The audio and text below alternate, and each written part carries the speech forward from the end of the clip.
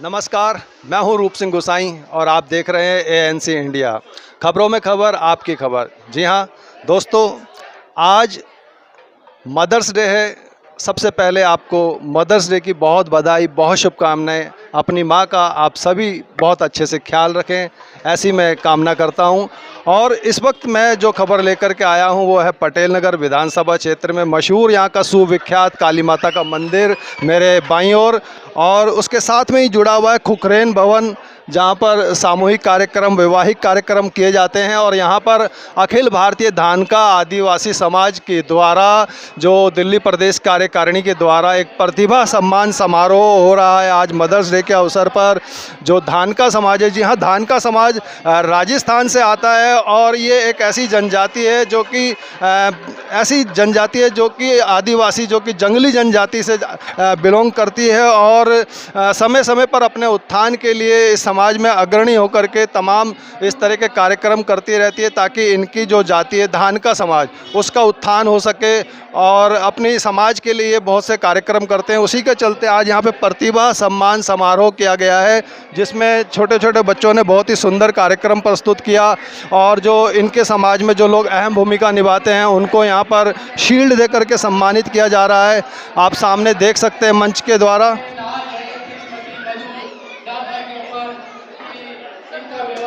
मैं आपको जो धानका समाज के जो पदाधिकारी हैं, कार्यकारिणी के जो मुख्य लोग हैं, उनसे अभी मिलवाऊंगा और जानेंगे कि धानका समाज क्या कर रहा है, क्या वो चाहता है, सरकार से किस तरह की वो उम्मीद रखता है। हमारे साथ शालू किराड़ हैं, जो कि इंडियन टीवी रियलिटी शो के जो इंडिया नॉन टैलेंट शो था उसमें थर्ड आई थी, वो इस कार्यक्रम में उपस्थित हुई हैं, धानका समाज से स्थान रखती हैं। नमस्कार, आपका बहुत स्वागत है इस चैनल में। बहुत बहुत धन्यवाद सर। कार्यक्रम को लेकर के किस तरह का प्रोग्राम है, आप यहाँ क्या कर रहे हैं, बताएं। यहाँ पे हमारे समाज का जो है फंक्शन है ऑर्गेनाइज करवाया है। तो मैं इंडियाज़ गॉट टैलेंट सीज़न 9 जो कि सोनी टीवी पे आता है, उसमें बॉम फायर ग्रुप से मैंने पार्टिसिपेट किया था और हम सेकंड रनर अप वहाँ पे रहे हैं। तो मतलब पूरा इंडिया वो शो देखता था, आप भी देखते होंगे। तो यहाँ पे मुझे सम्मान के लिए बुलाया गया था, जो कि बहुत ही अच्छा फंक्शन रहा है यहाँ पे। अच्छा, आपको यहाँ पे अवार्ड दिया गया है तो उसके लिए बहुत बधाई, बहुत शुभकामनाएं आगे भी भविष्य के लिए। और धानका समाज के उत्थान के लिए कुछ कहना चाहेंगे? बस यही कि मतलब मुझे बहुत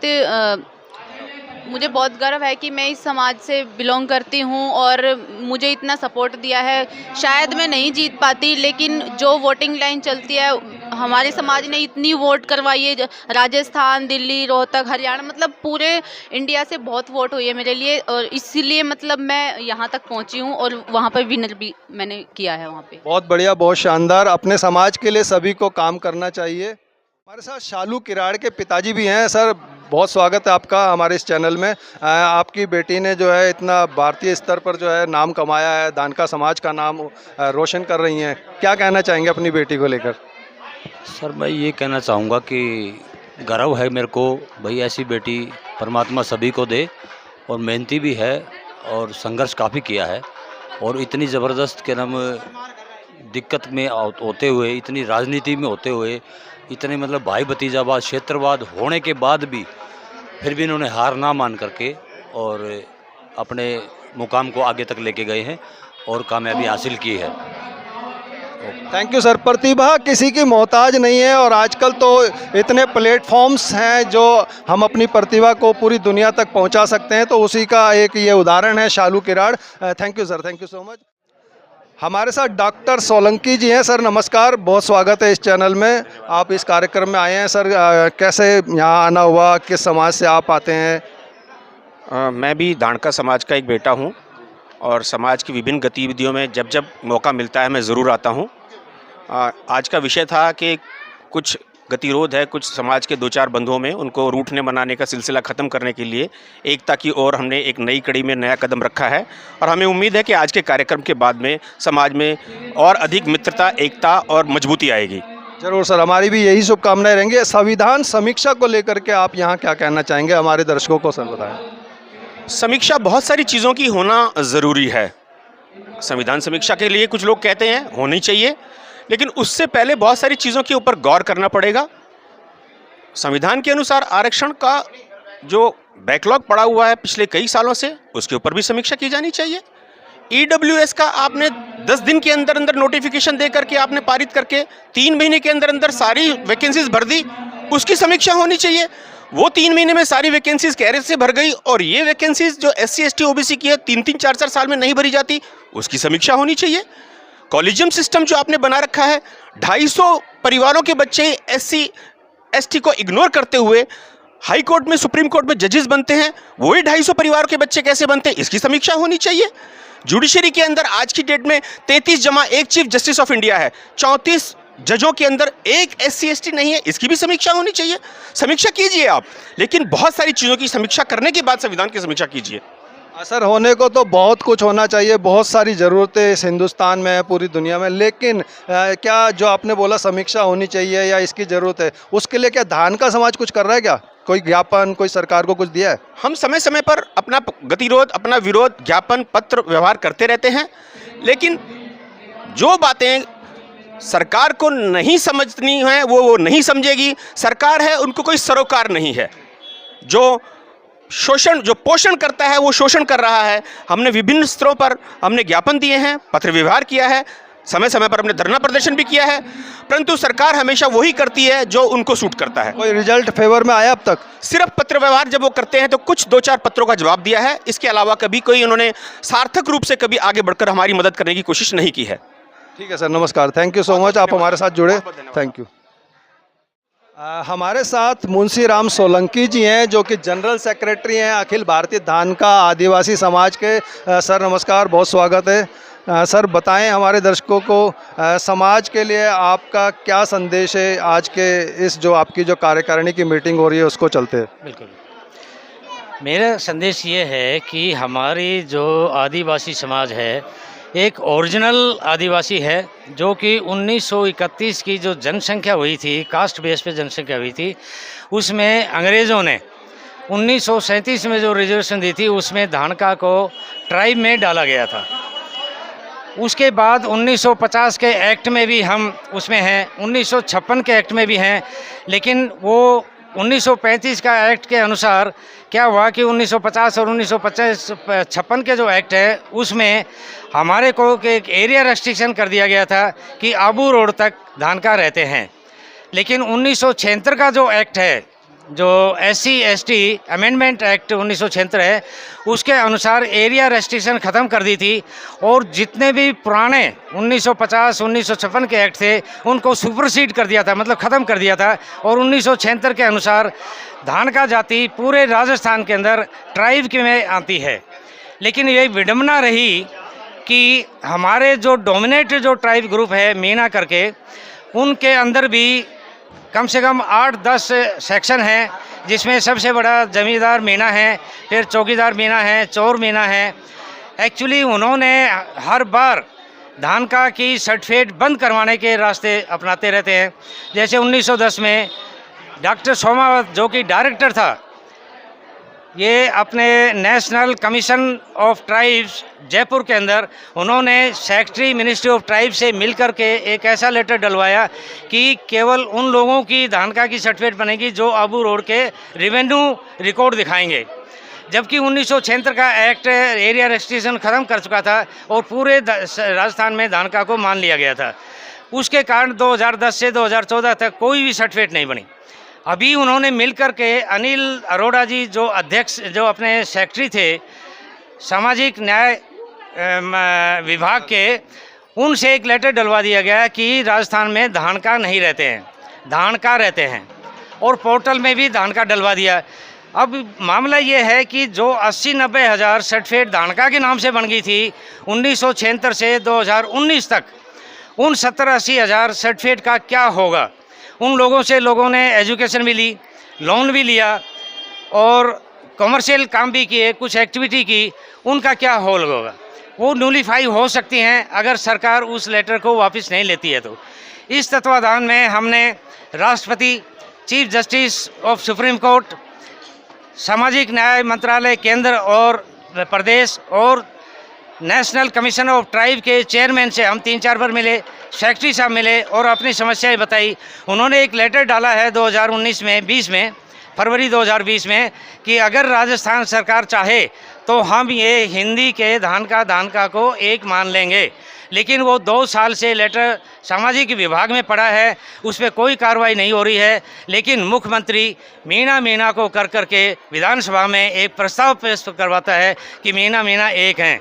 हम कहते हैं कि उनको मानिए, आप एक उनको मानिए, हम उनसे कोई द्वेष नहीं है। लेकिन अगर लेटर आया है तो उस लेटर पर कार्रवाई हो करके धान का भी एक प्रस्ताव केंद्र गवर्नमेंट को जाना चाहिए ताकि इस समस्या का हल हो जाए और सर्टिफिकेट बनना बंद हो जाए। लगभग सर्टिफिकेट बनना बंद हो गई हैं। अब ये बताइए कि जो ओरिजिनल जो ट्राइब था उसके लिए मुसीबतें हैं और जो ट्राइब नहीं उसके एलिजिबिलिटी नहीं, क्राइटेरिया पूरा नहीं करते, उनके लिए प्रस्ताव मुख्यमंत्री भेजता है। तो सरकार का जो कॉन्स्टिट्यूशन का जो सोशलाइजेशन जो है वो क्या सोशलाइजेशन है हमारी समझ में नहीं आ रहा है। वैसे जो ये धान का जो अक्षरों का हेरफेर है, इसमें कोई फ़र्क है कि आपकी जाति को लेकर के? नहीं, इनमें कोई फ़र्क नहीं है। ये फोनेटिक वर्ड्स हैं। फोनेटिक वर्ड इसलिए है कि बोलचाल की भाषा में हरियाणा में भी हम कहते हैं किन के जा रहे हो, धान का के, ठीक है ना। तो धान का के हिंदी ट्रांसलेशन है, इसमें कोई अंतर नहीं है। और अगर प्रस्ताव भेजे सरकार के भी धान का की बोलचाल की भाषा में अलग है, अदरवाइज ये एक है, उनके शादी ब्याह एक है, गोत्र एक है, वंशावली एक है, तो उन लोगों को एक मान करके प्रस्ताव भेजे तो ये समस्या हल हो सकती है और ओरिजिनल जो धान का हैं, ट्राइब हैं, उनकी सर्टिफिकेट बनना शुरू हो सकती है। ठीक है सर, नमस्कार, बहुत धन्यवाद आपका। तो आपने सुना कि किस तरह से समाज के लोग ही एक दूसरे की काट करते हैं। अभी जैसे कि मीणा और मीना में अंतर है, लेकिन उन दोनों को सरकार ने एक मान लिया है और धानका और धानका में अंतर करते हुए उनको एक नहीं माना गया। जबकि धानका समाज के लोग पहले से हैं, उनके सर्टिफिकेट इशू हो चुके हैं, उनको लोन, उनकी जो उस पर फैसिलिटीज़ थी वो सब मिल चुकी हैं, लेकिन उसके बावजूद भी उस पर विवाद आने के कारण उसको रोक दिया गया है। तो सरकार से इस चैनल के माध्यम से हमारी यही गुजारिश रहेगी कि जल्द से जल्द इनकी बात सुनी जाए और धानका को एक ही माना जाए। सकते हैं कि यहाँ पर जो अखिल भारतीय धानका आदिवासी समाज है, दिल्ली प्रदेश कार्यकारिणी की जो कमेटी है, उसके द्वारा यहाँ पर जो 25वीं वर्षगांठ मनाई जा रही है, उसी के अवसर पर इस सिल्वर जुबली फंक्शन को मनाने के लिए केक सेरेमनी का भी आयोजन किया गया है। मंच पर सामने आप देख सकते हैं केक है और जो समाज के जो आदिवासी समाज के जो तमाम बड़े बड़े पदाधिकारी हैं पूरे भारतवर्ष से यहाँ पर पहुँचे हुए हैं और वो केक काट करके सिल्वर जुबली प्रोग्राम को मना रहे हैं। तो अपनी जो अखिल भारतीय धानका आदिवासी समाज है उसके आज 25वीं वर्षगांठ होने पर, सिल्वर जुबली होने पर ये केक सेरेमनी का आयोजन, सभी एक दूसरे को बधाई देते हुए।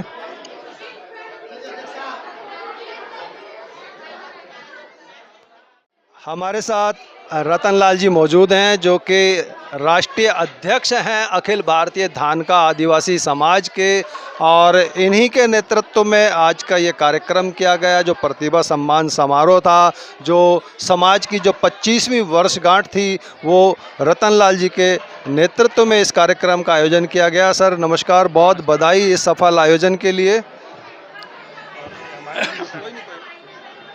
हाँ, बहुत बहुत धन्यवाद। मैं मीडिया को धन्यवाद देना चाहता हूं क्योंकि मैं भी चीफ ब्यूरो बहुजन सत्ता का रहा हूं और मीडिया के बगैर कुछ भी नहीं होता है। मैं जब यहां पर दिल्ली में आया था तो मैंने इनको सबको ही कहा था कि जब मीडिया के बगैर कोई सा भी प्रोग्राम सफल नहीं हो सकता हैगा। आज अखिल भारतीय धानका आदिवासी समाज का जो ये प्रोग्राम हुआ है, इसके लिए थोड़ा सा मैं बताऊँगा कि शास्त्रों के अंदर लिखा है कि केवल हमारी 4 ही जातियाँ हैं, ब्राह्मण, वैश्य, क्षत्रिय और शूद्र। लेकिन यहाँ के जो रहने वाले आदिवासी है वो विशेष करके मूल निवासी कहलाते हैं और वही भारत के मूल निवासी है और वही आदिवासी कहलाते हैं। आदिवासियों ने अपना जीवन जो है एक पाशविक जीवन जिया है। उनके उद्धार के लिए ऐसा कोई भी काम अभी सरकार ने नहीं किया, जैसे कि उनको मकान, ज़मीन, बोर्डिंग, हॉस्टल उनके बच्चों के लिए मतलब हो। ये अखिल भारतीय धानका आदिवासी समाज इसको आगे लेकर के चल रही है। हमारे सामने बीच में एक समस्या मतलब खड़ी हुई थी कि राजस्थान के डायरेक्टर थे अनुसूचित जाति जनजाति विकास के, उन लोगों ने एक समस्या पैदा कर दी थी कि यहाँ पर धान का जाति के साथ में और दूसरी जातियों को भी विलुप्त बता दिया था। उसका हमने घोर विरोध किया था। भारत सरकार को, राष्ट्रपति को चिट्ठी लिखी थी, सामाजिक अधिकारी था उनको मतलब हमने चिट्ठी लिखी थी, उसका हमारे पास में जवाब आया। और सबसे बड़ी बात तो ये थी, राष्ट्रपति के जो आदेश थे 342 और 348 का 1 है अनुच्छेद, उसका इन लोगों ने उल्लंघन किया था। और हमने उस उल्लंघन के लिए राष्ट्रपति को संबोधित किया था कि भाई आपके आदेशों का ये उल्लंघन कर रहे हैं। लेकिन राजस्थान सरकार अभी तक इसका कोई भी मतलब जवाब नहीं दे पाई। क्यों नहीं दे पाई कि जब हमारे विधायक से बात हुई थी तो उन्होंने कहा था कि मेरे पास में 12 विधायक जो हैं वो मीणा जाति के हैं और 2 विधायक तुम्हारे धानका जाति के हैं। अगर 12 लोग अगर मेरी कुर्सी खींच लेंगे तो मेरी कुर्सी गिर जाएगी और मैं मुख्यमंत्री से मतलब नीचे गिर जाऊँगा। मैं अगर आप 2 लोग अगर विड्रॉ करते हैं तो मेरा कुछ भी नहीं होता है, तो मैं आपकी मदद नहीं कर सकता हूँ। तो ये क्या है, ये पार्टी पॉलिटिक्स क्या है, बहुमत और समर्थन वालों को ही मतलब काम करती है।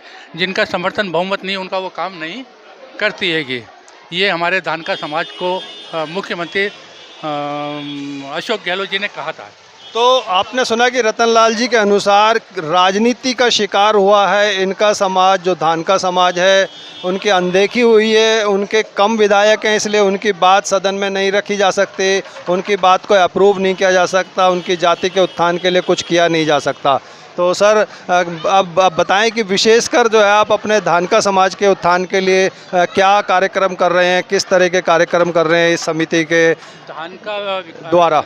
धानका समाज के विकास के लिए हम सामाजिक उत्थान, सामाजिक विकास, सामाजिक एकीकरण का मतलब हम लोगों ने प्रयास किया है। सामाजिक उत्थान में क्या है कि हमारी जितनी भी कुरीतियाँ हैं तो उसको गिनाना तो बहुत सारी बातें, जितनी सामाजिक कुरीतियाँ उस पर हमने विराम लगाई है। शिक्षा के अंदर बच्चों को हमने आगे बढ़ावा दिया है। अगर यदि कोई कमज़ोर बच्चा भी है तो हम उसको मतलब मदद करेंगे पढ़ाई के लिए। और जहाँ तक सवाल है कि हमारा जो विवाह होता है उसमें लाखों रुपया खर्चा होता है, हमने समाज को समझाइश दी है कि सब जने एकत्र होकर के 10, 20, 25 जितनी भी अपनी बच्चियाँ हैं उनको सामूहिक विवाह के अंदर करेंगे। सरकार इसके अंदर मदद करती है, इससे अपना मतलब उत्थान हो सकता है। और अपनी जनगणना के अनुसार अपन सरकार से ये मदद मांगेंगे कि भाई हमारे को रहने के लिए कहीं मतलब जगह दिया जाए। ऐसा समाज कल्याणकारी योजना के अंदर योजना है कि उसका हम पालन करवाएंगे। बहुत धन्यवाद सर हमारे चैनल के साथ जुड़ने के लिए, थैंक यू सो मच। और हमारे साथ नंदलाल डाबला जी हैं जो कि धानका समाज से ही स्थान रखते हैं और समाज के प्रति उनका बहुत ही अच्छा नज़रिया रहता है। समाज में जो भी बुराई दिखती है उसके लिए आवाज़ उठाते हैं और धानका समाज में रहते हुए उनका क्या दृष्टिकोण है, वो समाज के लिए क्या कर रहे हैं और इस समाज के अलावा भी क्या किस तरह की जिम्मेदारियां हैं उस पर थोड़ा सा रोशनी डालें। नंदलाल जी। नमस्कार जी, मैं इस मंच के माध्यम से, आपके चैनल के माध्यम से इतना ही कहना चाहता हूँ कि जितना काम हमने अपने समाज के लिए किया है किसी न किसी रूप में हमने किया, हमसे पहले हमारे बुज़ुर्गों ने किया। ऐसा नहीं है कि हम एकदम से आके आज हम यहाँ पे स्टैंड कर गए, कहीं ना कहीं हमारे बुज़ुर्गों ने बड़ा त्याग किया है, तपस्या की है, जिसकी बदौलत आज हम दिल्ली जैसे शहर में और यहाँ पे अपना सब कुछ लेके, घर बार नौकरियाँ लेके, शिक्षा के माध्यम से उन्होंने बेचारों भूखे रहे, जैसे रहे, परेशान रहे, लेकिन हमें शिक्षा दिलाई और उसके वजह फिर हम लोगों ने अच्छी नौकरियाँ पाई और आज हम अपनी अच्छी सुखमय ज़िंदगी जी रहे हैं। लेकिन इसके साथ साथ कहीं ना कहीं हमारा एक फ़र्ज़, एक हमारा दायित्व ये भी बनता है कि जो कारवा हमारे बुज़ुर्गों ने हमारे को ला के यहाँ तक छोड़ा, अब हमारा भी फ़र्ज़ बनता है उस कारवा को आगे बढ़ाएँ। तो कहीं ना कहीं मेरे को लगता है शिक्षा जो सबसे महत्वपूर्ण है, किसी न किसी रूप में। अब हम कहते हैं समाज कल्याण, लेकिन हमारे बच्चे अभी भी कई जगह हमारे लोग ऐसे हैं जो समाज कल्याण की बात करते हैं, लेकिन और जब पीछे मुड़ के देखते हैं तो उनके बच्चे खुद ही शिक्षा से विहीन होते जा रहे हैं। तो कहीं ना कहीं मैं समझता हूँ अगर आपने अपने बच्चों को अच्छी शिक्षा दे दी, आपने अच्छे बच्चों को अच्छा माहौल दे दिया, उनको अच्छी तालीम दी, तो मैं समझता हूँ समाज कल्याण हो अपने आप में ऑटोमेटिक ही हो जाएगा। और एक मैं ज़रूर बात कहना चाहूँगा आपके माध्यम से कि हमारे आगे मुसीबतें, संकट बहुत हैं और उस संकट को हम सिर्फ एक ही तरीका, हमारी एकता ही उस संकट से लड़ सकती है। और जिस तरीके से अभी जो चल रहा है, कई बार हम देखते हैं कि हम लोगों को हमारे एक सीनियर नेता हमारी समाज के श्रीमान राजेंद्र खर्रा जी, एक बार उन्होंने कहा था कि आप मुझे बुलाओ नहीं और मैं बुलाऊं तो आप आओ नहीं, तो कैसे समाज में एकता हो। तो मैं उनकी बात को आज आपके चैनल के माध्यम से दोहराना चाहता हूं कि आप मुझे बुलाओ नहीं और मैं बुलाऊं तो आप आओ नहीं, ऐसे तो समाज एकता नहीं हो सकती। धन्यवाद। तो ये थे नंदलाल डाबला जी, और इसी खबर के साथ मैं रूप सिंह गुसाई अपने कैमरामैन व्यास कुशवाहा के साथ आपसे विदा लेता हूं। अगली खबर में जल्द मिलेंगे, तब तक आप अपना बहुत ख्याल रखिएगा। और हाँ, अगर आपने हमारा चैनल अब तक सब्सक्राइब नहीं किया है तो प्लीज़ अब सब्सक्राइब करके हमारे चैनल को अपना सपोर्ट करें, अपना प्यार दें। धन्यवाद।